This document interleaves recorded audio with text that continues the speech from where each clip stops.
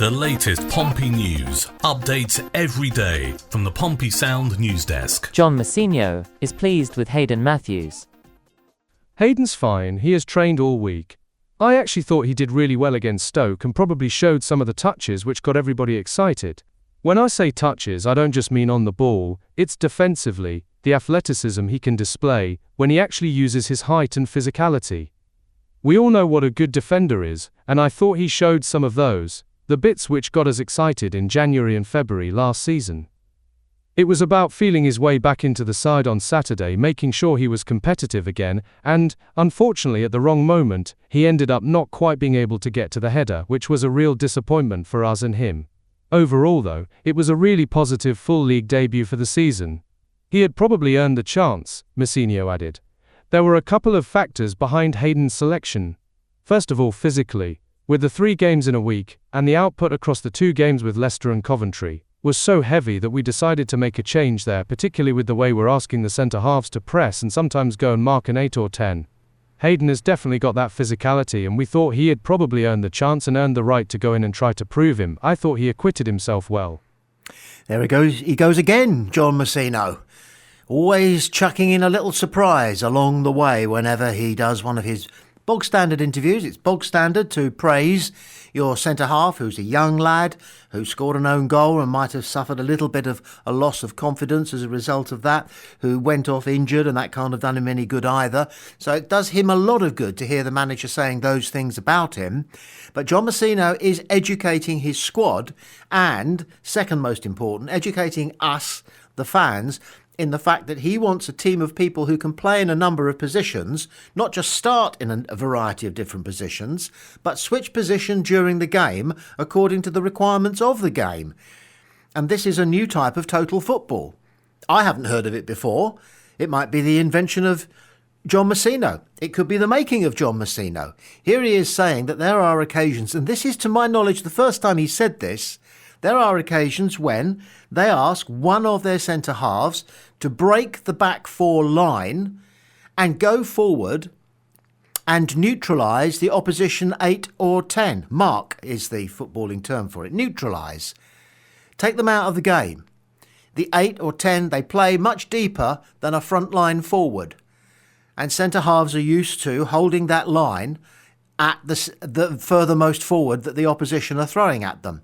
That means that one forward can tie up 4 defenders. John Mousinho's trying to work round that, and Hayden Matthews is one of the key players he has in his back 4 who he believes is capable of doing that job. Despite the fact that he's got a good physical presence, he's a tall lad. I suspect he's getting bigger. I suspect they're building him up physically.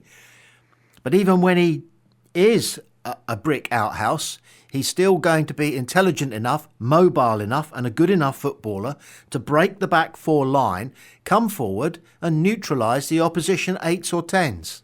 Brilliant.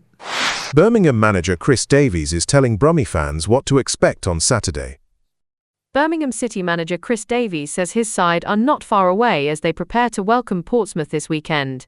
Promoted from League One in April, the Blues are lying 15th in the Championship after Saturday's 1-0 defeat at Bristol City made it 1 win in 6 games. Davies told BBC Radio WM, "Even like the Bristol City game, I look at it and think we're not a team that you wonder, how are they going to win a game? We just need to create more chances. There was a lot of good things in there in terms of limiting a good side to very few chances against us, having a certain element of control. But we did lack that penetration, that punch in the final third. We have had games like that, where we need to be more dangerous in that situation. The combination of the speed of our play, the intent, and the number of runners and bodies in the box that we wanted and need to create more chances. So we've reflected on that. Yes, it's an important week for our season," he said. "We've had a difficult run, we've hung in there. I think the Preston game was a big one to win and win away from home. We've proved we can win at home, away, clean sheets, score goals, set pieces.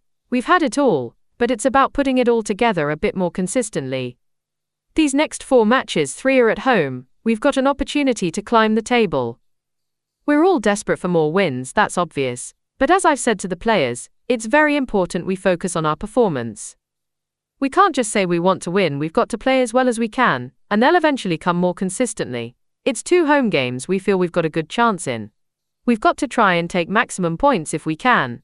Portsmouth came up as champions the season before Birmingham and finished 16th in 2024-2025.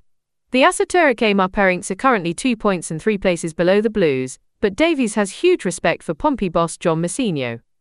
He's done a very good job over the time that he's been there, said Davies.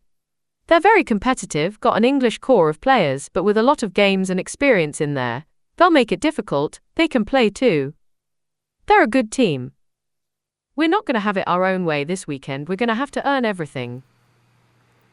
Now, interviews with the manager of opposing teams can usually be pretty bland. They make sure they don't say anything that you didn't already know.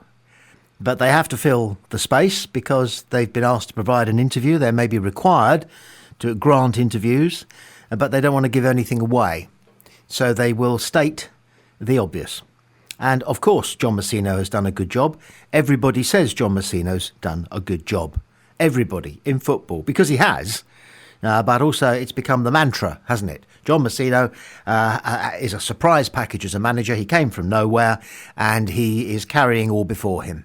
Actually, that's probably an even more magnified way of patting him on the back than the rest of football offers.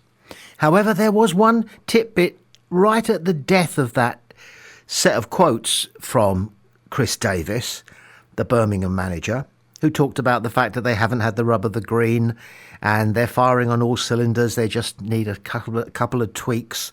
And John Mousinho actually said something similar earlier in the week, that Birmingham deserved to be a bit higher than they are in the league.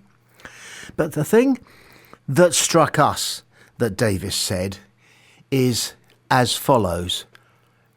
Of Pompey, he said, they're very competitive, got an English core of players. Now, well, we've got plenty of foreign players and quite a few foreign players holding down a starting place. Have we? Think it through? Not really, actually. Apart from Yang, I suppose, we are English through and through. And this is unusual in the Championship. It might be unusual right across the big 4 divisions of English professional football. Don't know. Bit of research wants doing there. Does it matter? Well, it matters enough for Chris Davies, the Birmingham manager, to point it out, to say that we're very competitive and that we've got an English core of players. What's he saying there? He's saying that English players are sometimes more competitive than others, could be, and could be the case.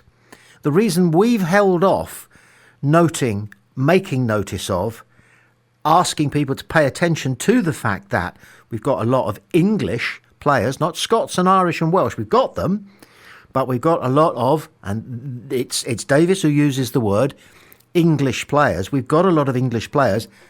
Does that in some way determine the way in which we play the game? And I'm not going to comment. I'll leave that to you to think through.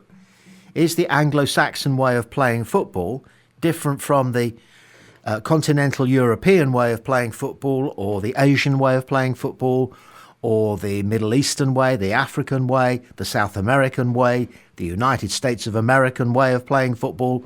In other words, do we allow 2,000 years of cultural development, allegedly, to influence everything about our lives, and perhaps in particular, because Davies makes a point of mentioning it, the way in which we play football? And is that for the better? Does that create better results? Does that create better performances? Do we score more goals? Do we concede less goals?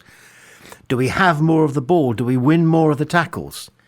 Because we are pretty much, compared to most, in the Championship at least, an English side. It's a really interesting talking point and something to think about.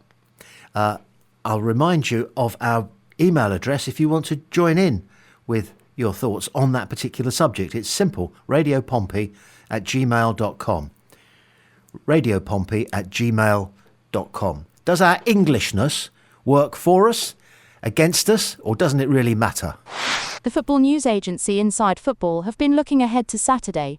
Birmingham City manager Chris Davies is keeping a close eye on Portsmouth striker Colby Bishop, recognising him as a formidable and physical presence on the field who can also act as a target man. Birmingham, currently feeling the pressure, is preparing to welcome John Mousinho's Portsmouth for their upcoming championship match this weekend. Although Birmingham sits above Portsmouth in the league, expectations are high for Davies' team to push for promotion. However, Davies recently warned that the championship is more challenging than it might seem. Davies is well aware of the quality Birmingham will face, especially highlighting Bishop's strengths. Even though Bishop has only scored once this season, Davies sees him as a key player for Portsmouth due to his strength and ability to hold up the ball. They've got some talented players, Davies mentioned during a press conference. Bishop is a real handful, he's a strong physical striker and acts as a target man for them. Davies also pointed out Portsmouth's defensive discipline, which he believes could pose additional challenges. Defensively they're well organised, he said. They can make life difficult for their opponents. I expect them to press and try to disrupt us a bit. That's their typical approach. For Birmingham to succeed in this match, Davies stressed the importance of quality play to break through Portsmouth's defences. We need to come up with good solutions and show quality on the day to open them up. And we have to be solid because they've got wingers, midfielders, and of course, the striker. They've got talent, no doubt. Birmingham has struggled to gain momentum this season, hindering their climb up the league table. This has put pressure on Davies, with some speculating that his position might be at risk if results don't improve. Nonetheless, having led Birmingham to the League One title last season, Davies hopes he has earned some leeway. Now, he might just be telling what he sees as the truth, the whole truth, and nothing but the truth. But he might also have taken a leaf out of John Mousinho's book, one of John Mousinho's books, bearing in mind how much he admires him. And John Mousinho said earlier this season, didn't he? Sometimes I tell the truth, sometimes I tell lies. So is he lying when he says that Pompey are the force that he says they are? Or is he saying that because you want to be polite about the opposition, you want to set yourself in a good position in case you don't produce the goods on the day? You've already said that Pompey are a good side. They are not there for the taking. And if Birmingham don't get the result that he needs, because there is speculation about his future at Birmingham, then at least he can maybe hang on for another game or two or four. He might also, of course, and this is where paranoia and conspiracy theories set in, he may have been praising Colby Bishop because he wants Colby Bishop to play. He doesn't want John Mousinho to rest Colby Bishop or to drop Colby Bishop into the number 10 slot, which remains a possibility. He wants Colby Bishop to play up front. He wants Colby Bishop to be the number 9. He's almost telling John Mousinho he has to pick Colby Bishop because he's such a good target man and such a strong holder-upper of the ball, if that hasn't mangled English language too much, because he's trying to manipulate John Mousinho's team selection. That, of course, is complete cloud cuckoo land, and it's paranoia meets conspiracy theories gone wrong. But you can bet your bottom dollar that there'll be somebody on social media now suggesting exactly that. Because some people on social media, and you know it, and I know it, so I'm not denigrating anybody unfairly here. There's plenty of people, well, there are some people, a few people on social media who just love being paranoid, love being surrounded by conspiracy theories and failure. They love failure. I think there are honestly football fans up and down the country who actually quite like it if their team are struggling or have a bad result. So that could all be in the mix of that excellent roundup setting up Birmingham City versus Pompey on Saturday afternoon, courtesy of the Inside Football news agency. Could you scan the various predicted lineups for Portsmouth against Birmingham tomorrow and tell us roughly what you think the starting 11 will be? All right, having a quick look at a few different predictions. It seems like most sources agree on the core Portsmouth lineup. So in my view, you'll probably see Bursick in goal, the defence of Williams, Knight, Poole and Ogilvie, and then Pack and Dozzell in midfield. Up front, it looks like Murphy, Chaplin, Yang and Bishop are the likely starters. So that's the best guess, Franz, a mix of predictions out there. Hang on a second, there's no Swift in that lineup. You're absolutely right. My slick there. I meant to say Pack and Dozzell in midfield, just as you pointed out. No Swift in the mix after all. Thanks for catching that. No John Swift in the starting 11, correct? Correct. No John Swift in that starting 11. It looks like he's not predicted to start this time around. On the bench? So on the bench, you'll probably see a few familiar names. Swift might be there as a sub, along with some backup defenders and attackers just in case. It's all just a prediction, of course, but that's the rough idea. And just remind us what your distillation of the predicted likely outcome will be in terms of the final score. Sure. So based on what most folks are predicting, the likely outcome is a pretty tight match. The general feeling is Birmingham might just nick it, maybe something like a 1-0 or a 2-1 win. There's also a decent chance it could end in a draw, so expect a close game either way. Thank you. Well, that's a bold prediction about Pompey's lineup against Birmingham from something that knows as much about football as Data in Star Trek. Where they got the information that Swift is going to start on the bench is a complete mystery. But it's quite possible that we inadvertently, in our instructions, instead of saying, please collate all the various team sheet predictions and ally it with what we were going to say, any gossip that's flying around or rumours, we may have said any inside information. And I know this is going off on a tangent, the tangent being the issue of AI.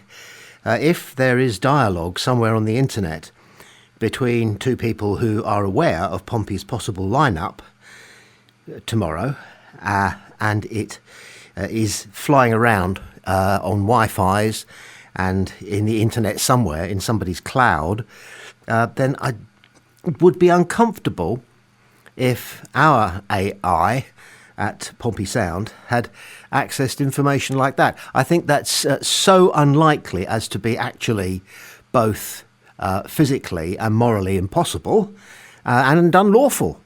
However, if AI is saying that with some certainty that John Swift isn't going to start, then we can only await an hour before kickoff to find out whether there's even more in this whole business about AI than we thought previously. So, the predictions for the scores, though, absolutely conventional. Birmingham probably to shade it on account of money bags, and also they've got the home advantage, but they haven't ruled out the possibility of a draw. And the way things stand, I think we'd take the draw. Wouldn't you?